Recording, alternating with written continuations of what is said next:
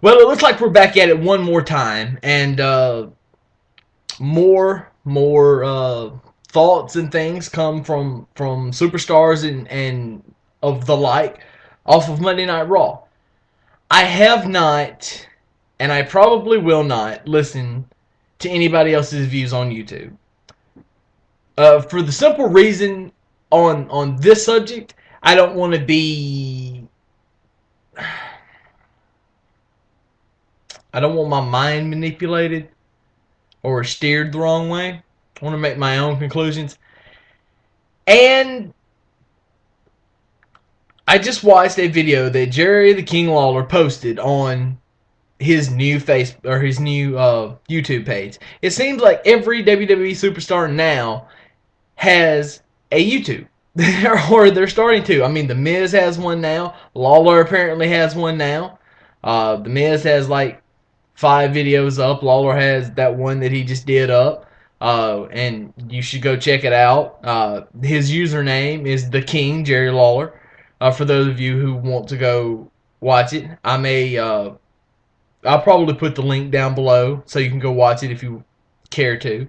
It's kind of a horrible looking video, but anyway, we won't talk about that. I know some of my stuff looks horrible too. But Lawler goes on and talks about the reason he walked out and everything. It's very storyline. He stayed very much into it, and Lawler has been in the business long enough to do these things without anybody whatever, and without somebody giving him a script telling him what to do. I believe so. I am of the mindset now that management has told the superstars, because it's not just been Lawler, Punk, and Morrison. There's been others that spoke out. It's just not made news for whatever reason.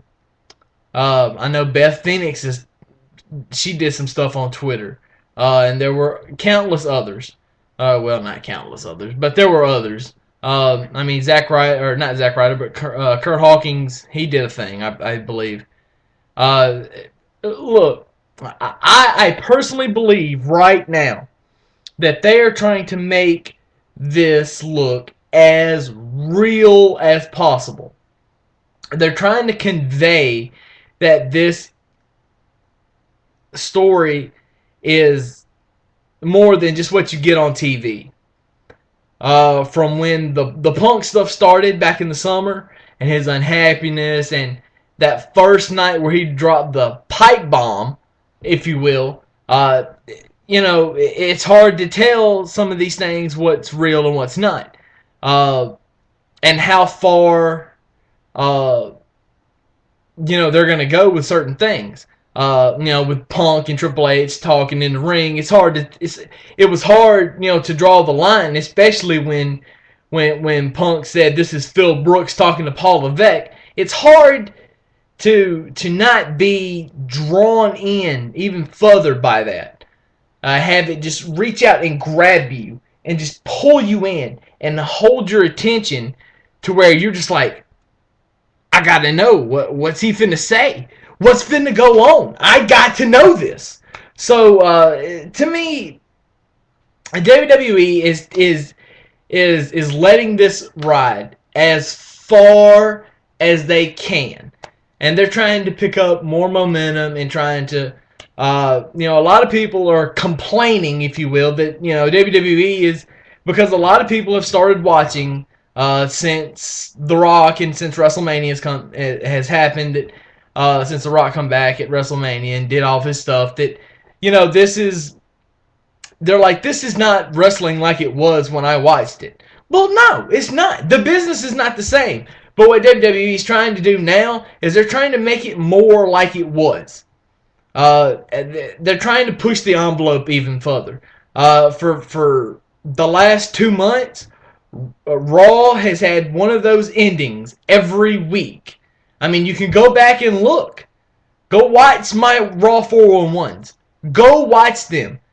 Every ending has been shocking and been oh my God, what are they going to do next? You know, the one of those. And that's kind of how it was back in the Attitude Era. And for those of you who don't see it that way, then you just suck, okay? And if you can't understand it, then you don't need to watch the show. And I only say that because I've had people, and you know, I don't make a big deal about it to everybody on Twitter or on my Facebook page, or you know, even in videos. But if you're not grasping what they're doing, then you don't need to be watching. I mean, plain and simple. If you're gonna complain about it, and if you're gonna complain about the whole thing, now the whole show's not gonna make everybody happy. But if you're gonna complain about everything, then you don't need to watch. That's just like with my videos. If you don't like my videos, if you don't like any of the videos that I do, don't watch them. If you like the Raw previews, which people do, watch the Raw previews. If you don't want to see the Raw 411s, then don't watch the Raw 411s. It's just that simple. But my aspect, my thought on this is that WWE is just letting it go. And they're just saying, okay, they're finally doing what I think WWE should have been doing for the longest time, and they're just giving it to the guys that know the audience the best.